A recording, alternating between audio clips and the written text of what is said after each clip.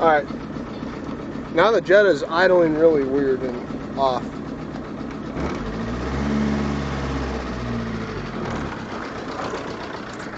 I know it's a phone audio, so you might be able to hear it.